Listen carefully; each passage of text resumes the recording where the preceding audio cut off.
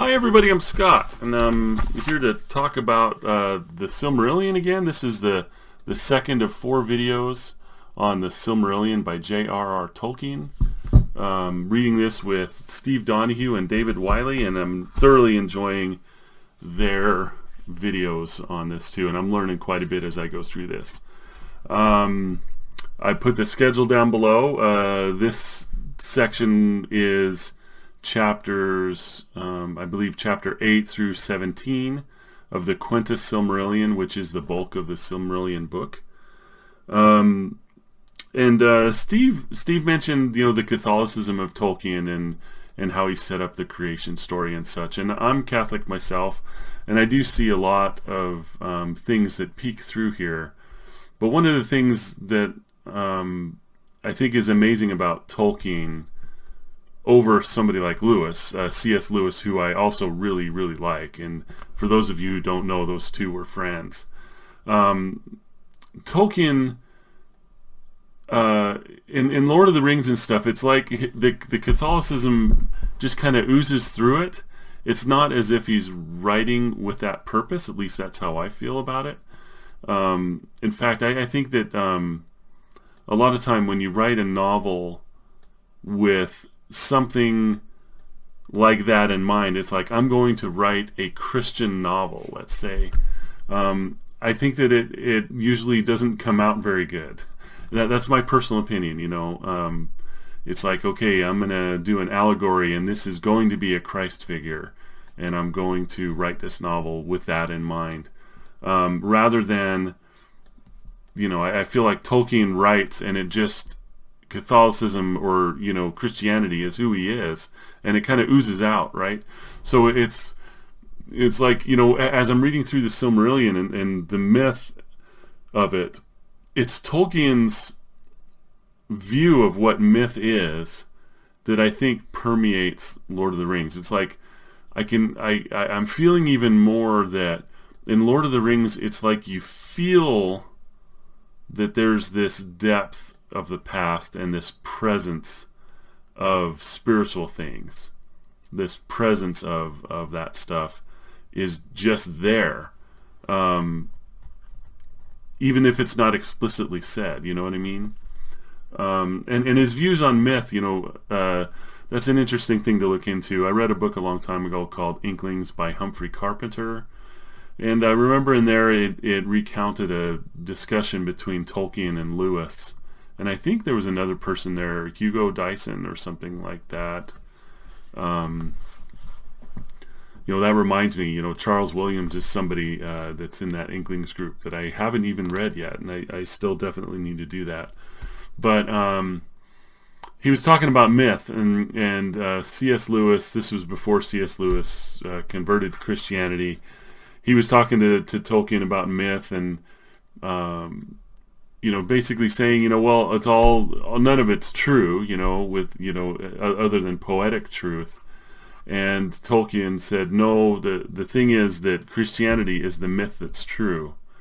And he looks at the other myths as having truth in it. It's not unlike what I think Joseph Campbell used to always say, the mythologist Joseph Campbell. Is mythologist the right thing to call him? I don't know if that's a good term. He's not writing myths. He was studying myths. And he used to say, well, all of myth is an attempt by humanity to, describe the transcendent, which they believe is true, right? And I believe that he, in an interview I saw long ago, I think he said that it is true. It's like, there's this transcendent thing going on that mankind is trying to touch, and that's what myth is. And I think that that's the way that Lewis looked at it. Well, he didn't, but he wouldn't have thought that the transcendent was true. But Tolkien was trying to make the point that Christianity is a myth, but it's more than a myth. It's the myth that's true. And then all other myths have these splinters of light in them, these splinters of truth. So, but I think that that's Tolkien's basic philosophy. When looking at this, that's what he's playing with. It's like he used to say, you know, that, well, there was a sub-creator, right? You know, a writer, someone who's creating these worlds is a sub-creator.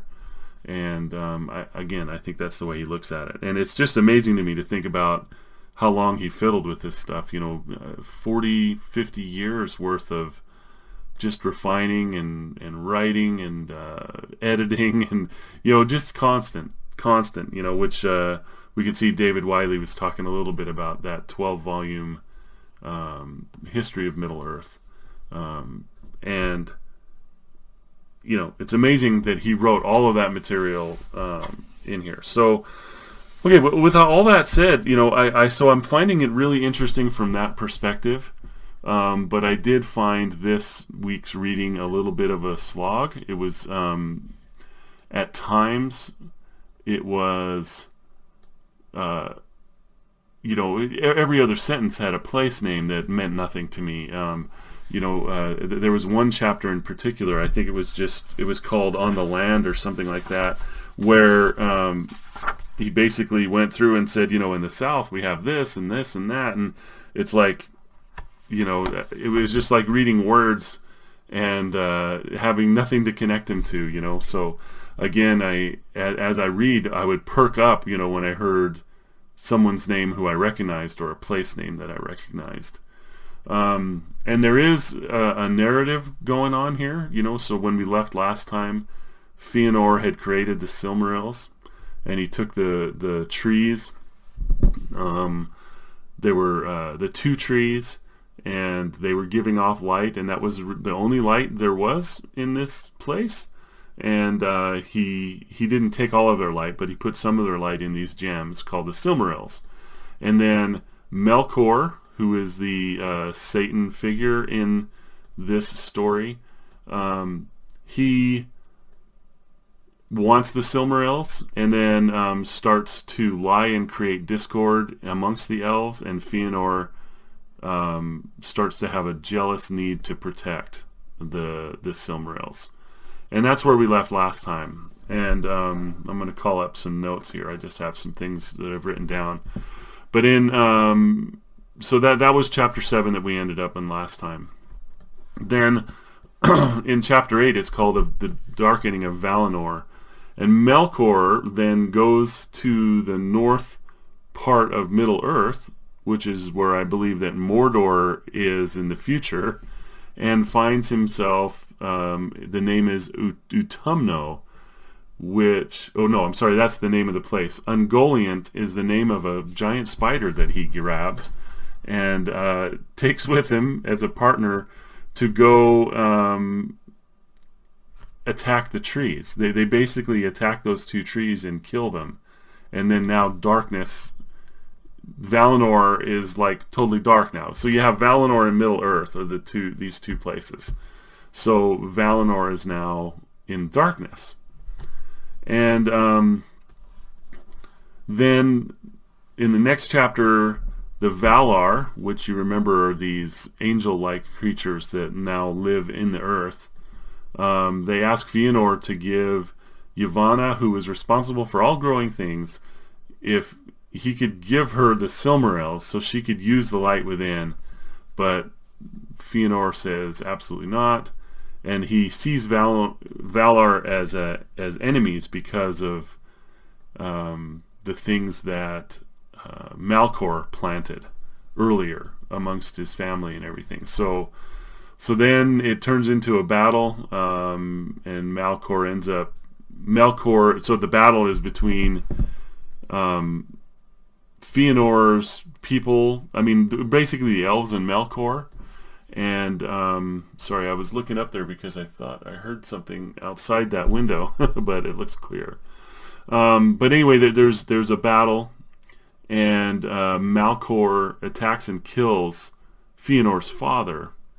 And then Fëanor gives Melkor a new name, Morgoth, which means dark enemy of the world.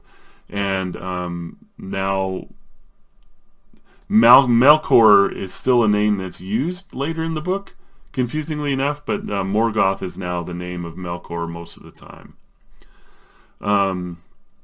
But now the Noldor, who are led by Fëanor, decide that they want to go to Middle-earth and chase Melkor and the spider. And in order to do that, they need boats. So they attack the Teleri, which is another race of elves, and take their boats and sail them to Middle-earth. And then at Middle-earth, there are some elves that live that are called the Sindar, and their leader is Thingol, and dwarves also live in Middle-earth.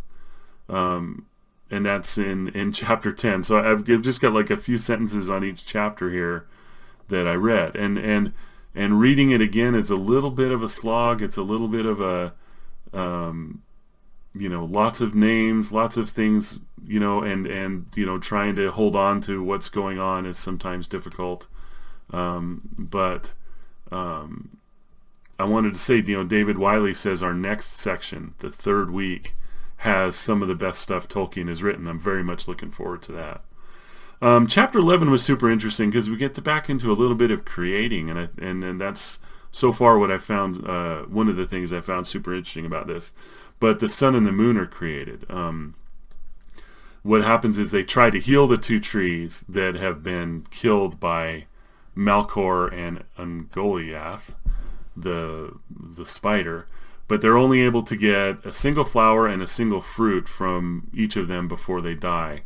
And those two things were given, the way I wrote it down, it says they were given special vessels and became the sun and the moon.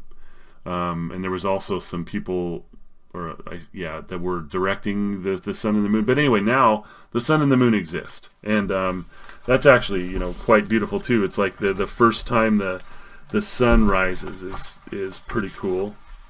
I seem to be glomming on to the creation pieces.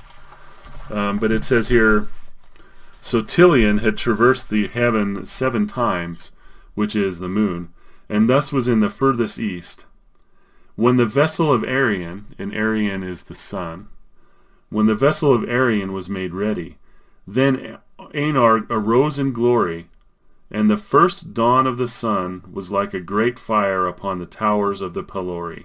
The clouds of Middle-earth were kindled, and there was heard the sound of many waterfalls. Then indeed Morgoth was dismayed, and he descended into the uttermost depths of Angband, and withdrew his servants, sending forth great reek and dark cloud to hide his land from the light of the day star. So, yeah, I like that. But it's strange to think, here we are, this has existed for a long time, and the light has been provided by the two trees up until the time that Melkor destroyed them. And now they create the sun and the moon from pieces of those trees. I just think that's cool. Beautiful stuff. And then they talks about men a little bit, so men wake up in Middle-earth at this time. Men are mortal. Elves are immortal, so there's something really interesting about that because elves don't understand the mortality, but there's a gift to the mortality, and they don't understand what happens to them after they die. There's something going on with a man that isn't going on with the other races that is mentioned there. And then now Fëanor, we're back to Fëanor. When Fëanor arrives at Middle-earth, I'm on chapter 13 now. When Fëanor arrives at Middle-earth, he burns all the boats that he stole so that no one could travel to Middle-earth. But unfortunately, there are orcs in Middle-earth, and they see the fire, and they show up and they attack. And Fëanor won the battle and then chased the orcs further. And then as he's chasing the orcs, he runs into some Balrogs, which is always a bummer. And they end up attacking and injuring Fëanor, who eventually dies. And then after there's a little bit more of a battle, and then you have what was called the Long Peace in capital letters.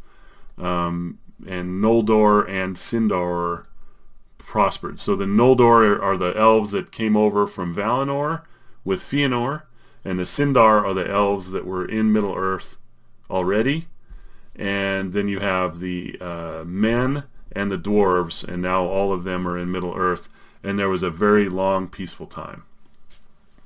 And then in chapter 14, there are just a ton of place names. It was called Of Beleriand and Its Realms. And again, it was just like that writing just passed right through me. I would read it and just say, yep, that's a lot of names right there. And then the next one is, there's some interesting stuff in this. Of the Noldor in Beleriand, it says, Turgon, who is a king of the Noldor elves, he secretly builds a place called Gondolin, which is a place I've heard of. And then Galadriel is there, and she and another person, they warn Thingol, who is the king of the elves that were in Middle-earth already, the Sindar. She warns him of the sons of Fëanor. Just says, watch out for these folks. And then chapter 16, we have Maeglin. So Maeglin is the son of Eol, the dark elf. So he and his mother, Eredhel, they flee to Gondolin from Eol, and Eol pursues. And when Eol arrives at Gondolin, he was told that he could stay in the secret city or die. And then he chose death.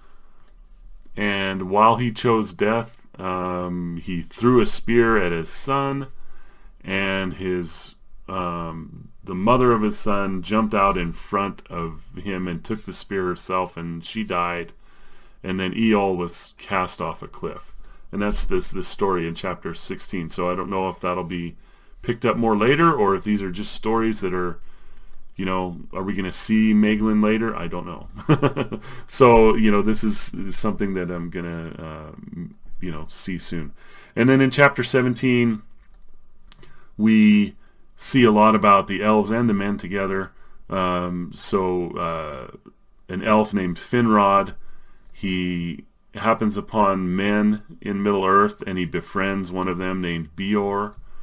And Thingol, the king of the other elves, he's very nervous about it, but he allows the men to live near him. And then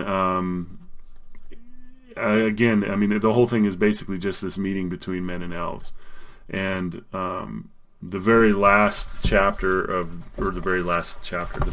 paragraph is, it says, let's see, so I'll just read the last two paragraphs. The years of Edain were lengthened, according to the reckoning of men, after their coming to Beleriand. But at last Beor the Old died when he had lived 93 years, for 44 of which he had served King Felagund. And when he lay dead, of no wound or grief, but stricken by age, the Eldar saw for the first time the swift waning of the life of men, and the death of weariness which they knew not in themselves. And they grieved greatly for the loss of their friends. But Beor, at the last, had relinquished his life willingly and passed in peace. And the Eldar wondered much at the strange fate of men, for in all their lore there was no account of it, and its end was hidden from them. Nonetheless, the Edain of the Old learned swiftly of the Eldar all such art and knowledge as they could receive, and their sons increased in wisdom and skill, until they far surpassed all others of mankind, who dwelt still east of the mountains, and had not seen the Eldar, nor looked upon the faces that had beheld the light of Valinor. The light of Valinor being, those trees. So, to me it's saying right here, so the Eldar are the elves. The Eldar wondered much at the strange fate of men, for in all their lore there was no account of it, and its end was hidden from them. So the idea that the death isn't the end, but there's something that's hidden from them. Something after death for men that the elves don't understand. I thought that was an interesting concept too. So there it is. So not super easy reading, but very, very rich. And I am really looking forward to the next section, which, again, David said, he told me to look forward to that. So I'm definitely going to look forward to that this week. But it continues to be a very interesting but slow read. And I'm struck, yet again, I must say that I'm struck by the fact that this even exists, and it exists at this level of detail. And the idea that this would be something that the characters in Lord of the Rings would know, these stories are things that they know, and it is the myth that's true in Middle-earth. So very, very interesting stuff. So looking forward to the next piece. Take care, everybody.